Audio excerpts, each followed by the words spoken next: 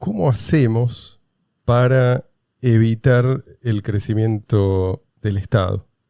Este fenómeno tan, iba a decir que es tan común, pero en realidad es, yo diría, la norma, ¿no? Por un lado está lo que nos enseñan, por otro lado está la verdad, no siempre coincide, ¿no? Nos enseñan que el poder estatal se fue limitando con el tiempo, ¿no? Y que gracias a eso nosotros tenemos nuestras libertades, tenemos todo el progreso del que gozamos, ¿no? Progreso cultural, científico, económico, etc.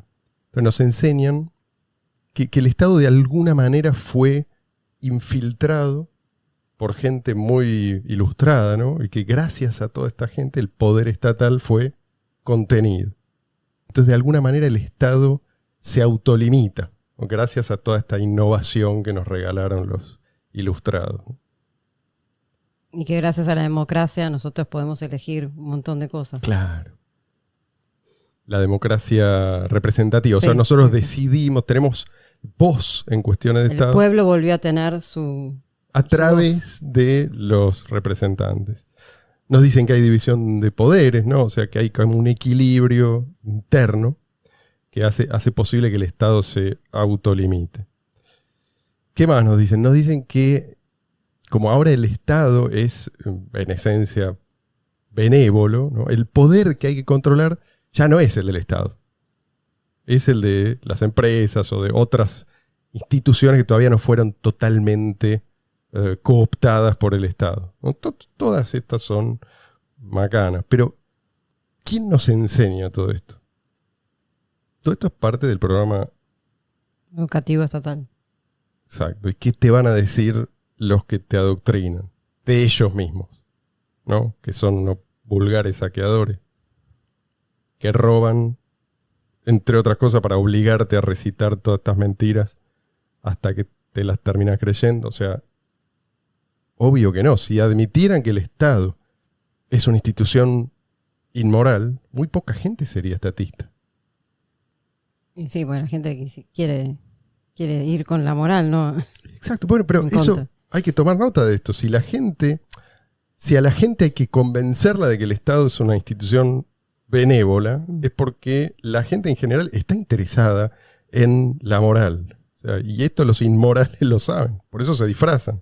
Por eso se presentan como nuestros salvadores. Nadie se presenta como el malo de la película.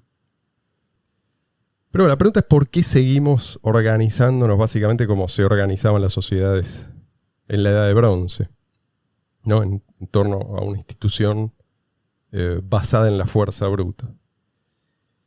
El problema es que, además de inmoral, es una institución legítima a los ojos de la inmensa mayoría, ¿no? Incluso de sus víctimas. Los problemas sociales siempre se terminan atribuyendo a cualquier otra cosa. No al Estado mismo, sino si hay una relación con el Estado, es con la forma que adopta, no con la naturaleza del Estado. Pero la verdad es que no importa qué forma adopte, el Estado siempre va a reproducir, ¿no? Tarde o temprano, los mismos problemas. Siempre la historia termina igual, con cada vez más gente dependiente de una cantidad menor de personas productivas. Entonces, ciclo que se repite. Pero ¿por qué se da de esta manera? O sea, se repite hasta que ya se hace insostenible. El Estado crece gracias a una asimetría de incentivos.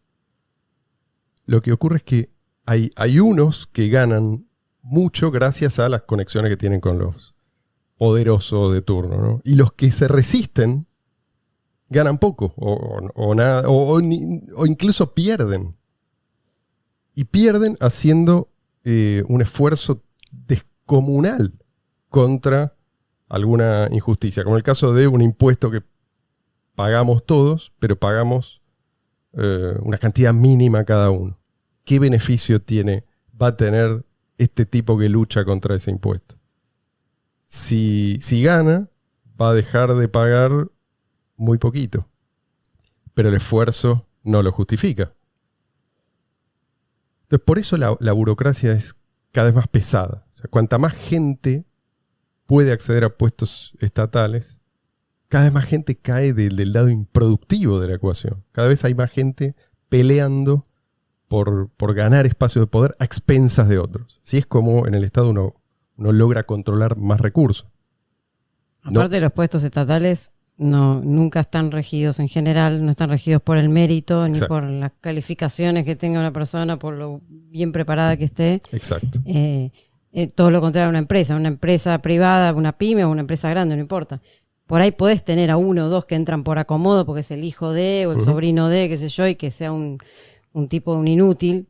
Puede bancar una empresa a un inútil o dos inútiles, pero no a 200 inútiles tomando mate y comiendo churros en una oficina. O sea, eso solamente pasa en una oficina estatal. Porque uno no asciende escalafones sirviendo mejor a otros, sino gastando más. ¿Y sí?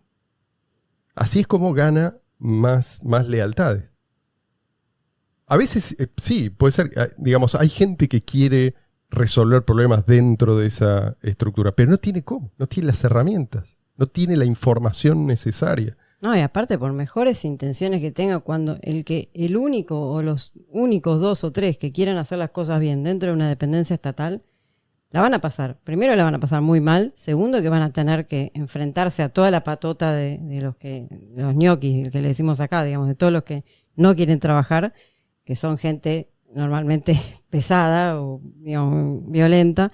Y tercero, que, o sea, es imposible porque es David contra Goliat. Entonces no, o sea, es una hazaña que nunca se va a dar. Exacto. Pero hay algo aún más profundo ahí, que es dentro de ese ámbito no hay posibilidad de hacer un cálculo económico. Claro. O sea, en una empresa esto es constante. ¿Hacemos esto o no lo hacemos? Y bueno, según. ¿Sí? ¿Seguimos haciéndolo o dejamos de hacerlo? Y bueno, según, si rinde o no rinde. Acá esto no existe. Entonces están siempre dando palos de ciego. El abogado del diablo dice lo siguiente. Mariana estaba hablando medio de un país bananero, como Argentina, como Venezuela, ¿no? Vale aclarar que eso, así como lo pintó Mariana, no sucede en todos los países. De hecho, hay países en los que, hoy justamente estamos hablando de que no todos los países tienen por ejemplo, una aerolínea de bandera. Y todos los países entienden que eso es tirar la plata. No todos, bueno, algunos países entienden que eso es tirar la plata y entienden que es tirar plata en otras cosas y también entienden que el país no puede gastar más de lo que ingresa. Pero creo que vale la pena hacer como una aclaración y quizás fijarse en los países más serios de por qué este fenómeno sucede si sucede. ¿Por qué sucede a ver, creo que lo que acá estamos señalando es algo que tiende a pasar en ese ámbito. O sea, es un ámbito en el cual los incentivos están dados de tal forma que el servicio tiende a ser cada vez peor. No quiere decir que en todas partes va a ser igual de malo o que va a empeorar al mismo ritmo. Pero en un mismo país, con una misma cultura, vas a tener el sector privado y el sector estatal. Y esa diferencia igual la vas a ver, ¿sí? Y si vos haces un fast forward, vas a ver que el Estado tiende a crecer. Aún en los países donde el Estado es mínimo, ínfimo, casi inexistente si vos lo comparás con lo que tenemos acá, por ejemplo. Andando el tiempo, esto es inevitable. Y yo ahora estoy leyendo una... Y siempre vas a estar pagando, o sea, te van a estar robando la plata mediante impuestos por servicios que nunca vas a tener. Porque, o sea, el hecho de que exista el Estado implica que muchos de tus impuestos van a ir a parar a cosas que vos, si vos pudieras disponer de tu plata, no las comprarías o servicios que vos no contratarías. Entonces también es una injusticia, digamos, desde ese punto de vista. Por más que funcione relativamente bien, de todas maneras hay un montón de cosas que vos por las cuales estás pagando y que no estás obteniendo nada a cambio. Ahora quería contarle, estoy leyendo un autor que es pero sensacional. Se llama Bertrand, es francés, Bertrand de Juvenel. Y el libro este que estoy leyendo, ya voy por 3/4 del libro, se llama Sobre el poder. Él dice en un momento, cuando habla de los críticos del poder, menciona 2 versiones, 2 alternativas y las critica a su vez, ¿no? Y yo creo que tiene razón en su crítica. O sea, no tiene razón en que las soluciones que proponen estos críticos del poder son las únicas posibles, pero una es el reemplazo de un gobierno por otro, conservando el mismo aparato estatal, ¿no? El mismo régimen, pero con otras personas ocupando los cargos gubernamentales. Supuestamente, o sea, estos son mejores que aquellos. Sabemos que, y sabemos por qué además esto fracasa. Y la otra es un reemplazo del régimen. Llegan los verdaderos representantes del pueblo, ¿no? Estos tipos que tienen en cuenta la voluntad de la gente expresada en asambleas, ¿sí? Lo que también fracasa. Quiero citarlo para que vean de qué manera este tipo explica por qué esto siempre fracasa. Y lo estoy citando de Juvenal. Elevados por encima de la masa, distintos de ella psicológicamente por la diferencia de su posición, los dirigentes se aproximan entre sí por la propia influencia de las situaciones y de las actividades que desempeñan. En un hijo de un campesino convertido en recaudador de impuestos, en un secretario sindical llegado a ministro, sus antiguos colegas descubren a alguien que de pronto les resulta extraño. El hecho es que el clima del poder transforma a los hombres, de tal modo que quienes están instalados en él son tan necesariamente sus defensores como los fumadores de opio lo son de su fumadero. La revolución acaba con el rey, pero no destruye su edificio, ni ataca el aparato de mando, o lo elimina al menos en parte, ni reduce el tributo que el pueblo paga. Al contrario, introduce el reclutamiento que la monarquía habría deseado imponer, pero que nunca tuvo fuerza para hacerlo. La expansión prosigue, de régimen en régimen, más soldados, más impuestos, más leyes, más funcionarios. Acá cierro la cita. Lo que dice Juvenal es que si el Estado cambia de forma, y a menudo lo hace, si uno se fija, digamos, en un lapso de tiempo lo suficientemente largo, es para crecer más y para crecer más rápido, no para autolimitarse, que es lo que nos cuentan, no para mejorar la vida de los que están sujetos a su poder. La dinámica del poder es siempre la misma, el poder se expande. Entonces lo explica muy bien, se expande superando resistencias, rompiendo lo que él llama las lealtades naturales. La lealtad, por ejemplo, los lazos familiares o los lazos que hay en determinados momentos con cierta aristocracia, con los empresarios. Y los que aspiran a ganar poder son muy astutos. Pero si vos te fijás, siempre hacen lo mismo. Pues están como, si vos querés hacer esto, bueno, esta va a ser la manera más eficiente de lograrlo. Lo que hacen es tejer alianzas estratégicas con miembros de las clases bajas, ¿sí? Lo que hacen es elevarlos de golpe a cargos altos y, bueno, en el caso de las monarquías, pasan a deber todos estos privilegios al rey, ¿sí? O sea, no solo no compiten con el rey, sino que lo defienden a muerte contra sus competidores. Y así el control entonces pasa a ejercerse directamente sobre los súbditos, sin la competencia por parte de otras estructuras por ahí más antiguas, ¿no? Entonces, ejemplos hay montones, y no hace falta remontarse a la época de las monarquías absolutas. Por ejemplo, se lo convence al obrero de que el empresario es su enemigo, ¿no? Al ver al empresario como enemigo y al Estado como su liberador, el obrero pasa a ser ahora, sí, realmente explotado, ¿no? Ahora por el Estado, como pasó y sigue pasando en los países comunistas. Pasa a ser dependiente de un poder sobre el cual no tiene ningún control. Antes podía renunciar a su trabajo y salir a buscar mejores condiciones. Ahora no, ahora está atrapado. Lo mismo cabe decir de el plebeyo que, entre comillas, se libera del poder de los nobles y pasa a ser súbdito del rey, ¿no? No quiero decir que el poder de la nobleza era siempre ejercido con justicia, no, ni mucho menos, pero sí es cierto que rara vez era más despótico que el poder del monarca del monarca absoluto, ¿no?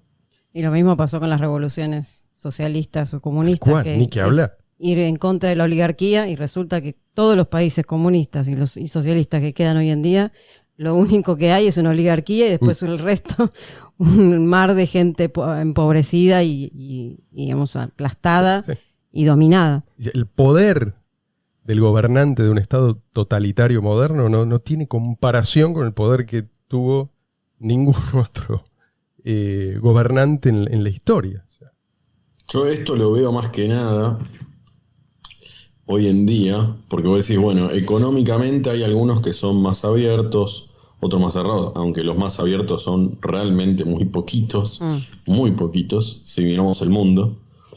Pero veo como un denominador común en el aspecto social, salvo en alguna que otra rara excepción, pero en el aspecto social, incluso en países libres, y algunos que son libres, muy libres económicamente, repito, en comparación con el mundo, no como deberían ser, pero en el aspecto de los vicios, ¿no? Es como que si lo liberan algunos lugares, pocos, sea el juego, las drogas, la prostitución, lo liberan hiper restringido a un determinado lugar, porque vos, si no te querés portar como yo te digo, bueno, te tenés que meter en este espacio, y eso es algo que veo como que es un denominador común, que se ve incluso más que en el aspecto de la economía.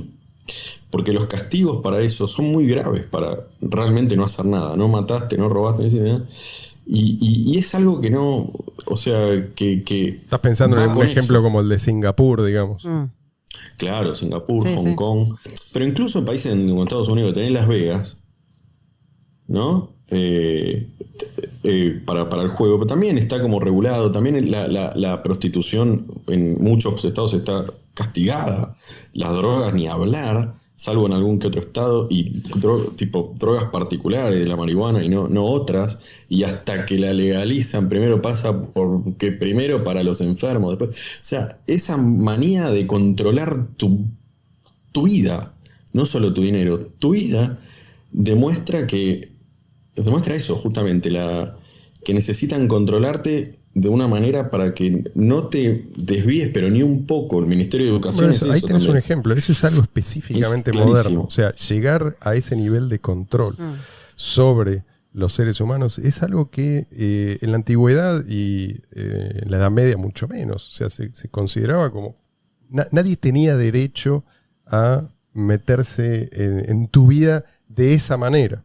Había otro tipo de restricciones, digamos, tradicionales, pero el Estado tenía un poder muy limitado, tenía mucha competencia por parte de otras estructuras sociales, digamos. Y lo importante es que la gente, acá también hay que aclarar, se cree esto, ¿ok? Porque vos discutís con muchas personas, o incluso políticos, me animo a decir. Algunos son malintencionados, pero otros realmente terminan creyendo que están haciendo los policías, que están haciendo un bien a la sociedad encerrando a una prostituta o a un pibe o a un tipo que se fumó un porro o un cigarrillo de marihuana. Entonces, realmente creo que hacen un bien. Y eso es peor, me parece, que el hecho de que lo hagan por dinero o porque son mala gente. Eso me parece incluso peor. El poder siempre encuentra algún pretexto para avanzar. O sea, en el caso de la guerra contra la droga, vos tenés en algún momento, por ahí el pretexto era religioso, en otro momento la salud, pero siempre es igual con el poder. Siempre el poder está tratando de remover los obstáculos que impiden su marcha triunfal, ¿no? Nunca se dice la verdad. O sea, que el poder es en esencia, esto es lo que dice Juvenal al principio del libro, ¿no? Cuando hace un estudio más psicológico de la cuestión, es en esencia egoísta e inmoral. O sea, es el resultado de la pura voluntad de dominio. Porque aparte en todos estos casos que vos nombraste, tanto en la prostitución como en el juego, como en las drogas, son formas en las cuales el Estado se financia hoy en día. O sea, lo que le encontraron la vuelta o sea, la guerra contra las drogas es una forma del Estado se financia de esa manera. En el juego, todos los impuestos que se ponen al juego el Estado cobra de la gente que gasta. Y, o sea, es una forma más de financiarse, pero con la propaganda de que en realidad te están cuidando y están pensando en tu bienestar. ¿En cuántos países te dicen no juegues ilegal, jugás solo, no apostás solo de la Lotería Nacional? Tal cual, tal cual. O sea, que estás aportando al Estado. La lotería que está bendecida, de alguna manera. Claro, sí. Pero bueno, siempre se recurre al mito, siempre se recurre al relato. Esto siempre fue así. Así lo expresa de Juvenal, lo voy a citar de vuelta. O sea, la renovación y el fortalecimiento del poder aparecen como la verdadera función histórica de las revoluciones. Es preciso, dice, abandonar la idea de que la revolución encarna la reacción del espíritu de libertad contra un poder opresor. En realidad, no se puede citar ni una sola revolución que haya derrocado a un verdadero déspota, dice, y después repasa algunas de las revoluciones más conocidas. En realidad, él llega a la conclusión de que los revolucionarios avanzan precisamente porque ese poder que van a reemplazar, ese régimen que van a reemplazar, ya se ha debilitado tanto. Son más autoritarios que el anterior. Siempre termina haciéndolo. Siempre nos venden liberación y en realidad lo que obtenemos es cada vez más opresión. No importa si estamos hablando de los aztecas, los chinos, los romanos, o del ganado humano que cree beneficiarse del moderno Estado benefactor. Siempre es lo mismo. Y cada vez de manera más eficiente. De Juvenal señala que el poder absoluto del monarca recién pudo imponerse tras un largo proceso, o sea, varios siglos. En cambio, el poder absoluto de los revolucionarios se impuso en cuestión de meses.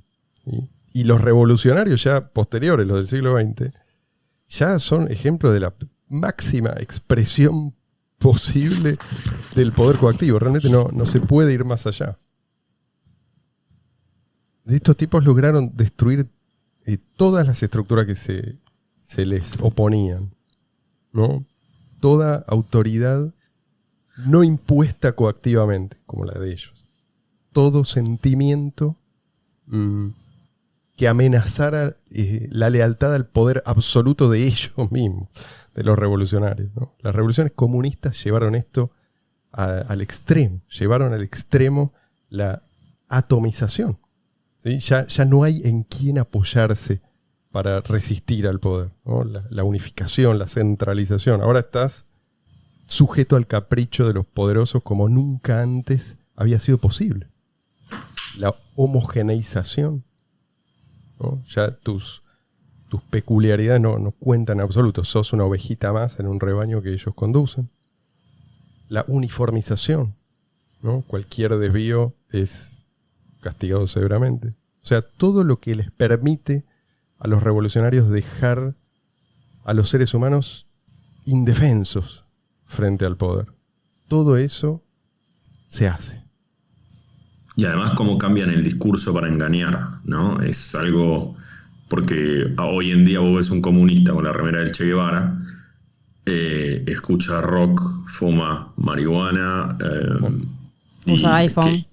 Y los comunistas, digamos, los viejos comunistas, lo que hacían era, más que nada, sí, más allá del doble discurso ese, digo, lo que hacían era perseguirlos a los que escuchaban rock, o a los rockeros, o a los escritores, o a los que fumaban marihuana, o incluso a los homosexuales, que hoy en día muchos defienden, digamos, todo lo que es el LGBT.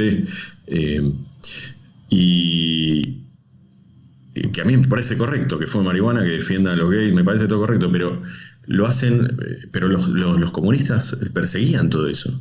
pero después se van amoldando a la nueva realidad y bueno, tratan de utilizar eso incluso también para oprimir, ¿no? Es muy interesante el cambio de discurso y se nota que es hipocresía pura y de ideología nada. El único interés y la única ideología que tienen es la de oprimir y controlar.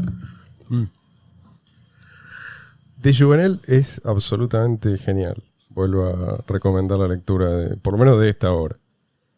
Pero tiene un vicio que es muy característico de los intelectuales franceses, sobre todo del siglo XX, de ver al poder en todas partes, el poder coactivo en realidad, de confundir otras formas de poder, como por ejemplo, el poder económico con el poder estatal. Hay como una equivalencia ahí forzosa que hace mucho daño, ha hecho mucho daño, ¿no? Cuando vos hablas de Rockefeller, por lo general, la gente que ve en Rockefeller, una especie de monstruo codicioso que hizo una fortuna incalculable gracias a la explotación. Esta es la versión, ¿no?, digamos, marxista del asunto. Y puede ser que Rockefeller tenga una motivación profunda, digamos, semejante a la voluntad de dominio, de poder que tienen los conquistadores que se imponen con las armas. Pero si Rockefeller no hubiera descubierto ciertas maneras de aprovechar mejor el petróleo, no habría podido enriquecerse de la manera en que lo hizo. O sea, el poder económico de Rockefeller se lo otorgó mayormente el mercado. Fue beneficiando a otros con su esfuerzo, con su inteligencia, su ingenio, etcétera, que hizo esa enorme fortuna. Son los clientes los que lo hicieron rico, porque preferían comprar más barato y de mejor calidad. No lo enriqueció la destreza en el uso de la violencia como pasa con los agentes del Estado. La diferencia es tan obvia que yo creo que la ceguera a esta diferencia solamente puede ser atribuida a un profundo lavado de cerebro. Lo que pasa también es que con la modernidad es más difícil separar eso, porque a medida que el Estado avanza y avanza y avanza, las empresas, muchas se terminan transformando en corporaciones, o sea, se terminan asociando al Estado para no desaparecer, porque o sea, les queda una de dos, o desaparecer porque ahogadas a impuestos y a regulaciones y qué sé yo, o asociarse al Estado, agachar la cabeza en ciertas cosas y bueno, eso es formar parte. Entonces, por eso digo que por ahí no sé, hace 100 años era más fácil hacer esa separación, pero hoy en día hay que prestar mucha atención, porque hay muchas empresas que son privadas, pero que en realidad sirven a... Pero fíjate en los inicios, en el origen, ¿sí? Rockefeller en realidad no debe su fortuna a la existencia del Estado. Lo mismo se puede decir de un Jeff Bezos hoy en día. Sí, es posible que el tipo tenga ventajas impositivas, pero no llegó a ser el gigante que es Amazon gracias a las ventajas impositivas. El tipo partió... No, en sus inicios es una cosa, pero a medida que van creciendo, muchas empresas tienen que ceder, hay barreras asociarse artificiales que, digamos, hacen más difícil la competencia. Pero el punto es que el dinero no tiene poder en el mismo sentido en que un agente del Estado tiene poder, ¿sí? Con dinero yo puedo quizás persuadirte, pero no puedo obligarte. Y a mí me parece que de Jouvenel no hace una clara distinción entre lo que es la autoridad impuesta, ¿no?, y la autoridad ganada, la autoridad que se otorga a una persona voluntariamente.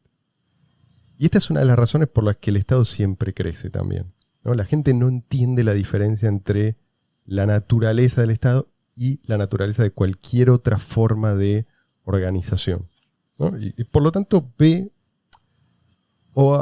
no ve en el Estado la amenaza que es. Así que el proceso continúa, el poder sigue expandiéndose hasta que el sistema, se torna incompatible con la supervivencia. En algún momento, porque nosotros decimos a todos, sí, señores, cumplan, paguen sus impuestos. Ok, pero ¿en qué momento empieza a ser ya una mala idea decirle a la gente obedezcan, paguen sus impuestos. Cuando llega el impuesto a las ganancias, llega, no sé, 70, 90, 95, 98. O sea, no hay un umbral tras el cual decir eso es como decirle, bueno, anda al matadero, pero dócilmente. Entonces, ¿qué podemos hacer al respecto? Esto es lo que me pregunta la gente. No, mentira. ¿Querés que te diga? ¿Qué hacemos, Leo? Decí. Nada. Ahí está. Hacer la tuya y tratar de evitarlo, pero mucho más no podés hacer. Ahí está. Llegó, Huir a los lugares más libres. se fue el abogado del diablo, llegó el nihilista, es el otro personaje de Leandro. ¿Para qué vivir? Yo les digo lo que se puede hacer al respecto. A ver, ahí Primero nos va a salvar. hay que entender el fondo del problema. ¿Cuál es el mejor truco empleado por los titulares del poder para ganar cada vez más poder? Es el control monopólico de la emisión de dinero, ¿sí? Esto es lo que permite al Estado crecer y crecer y crecer, manteniendo la ilusión de que los recursos nunca se acaban, ¿sí? Son ilimitados. Y además son independientes de la acción humana, ¿no? Dependen solamente de la voluntad del soberano. Esto crea una masa creciente de gente dependiente del Estado, ¿no? De gente está totalmente desconectada de la producción de esos bienes que después el Estado reparte. Con la ilusión se termina, y siempre en algún momento se termina, bueno, el ciclo recomienza, pero esto en general significa colapso económico, hambruna, guerras, etc. Yo creo que si podemos separar el Estado de la moneda, podemos salir de ese ciclo. Podemos cambiar, mira lo que te digo, podemos cambiar el curso de la historia. Yo sé que esto suena ambicioso, pero ahora tenemos la tecnología que lo permite. Y la tecnología en general es uno de los grandes drivers, uno de los principales catalizadores de grandes cambios. Cambios que por ahí nadie veía venir, ¿no? Pensemos en la rueda, la imprenta, el motor de combustión interna, ¿no? La electricidad. ¿Cómo todo esto cambió? Las computadoras. ¿Cómo cambió el mundo después de cada uno de estos inventos? Bueno, el efectivo electrónico, peer-to-peer, es, en mi opinión, lo que nos falta para que el progreso no sea esta vez también secuestrado por el Estado, ¿sí? O sea, para que podamos seguir progresando indefinidamente. ¿Por qué no? ¿No? Sin volver a caer en estos cataclismos periódicos a los que la historia nos tiene acostumbrados.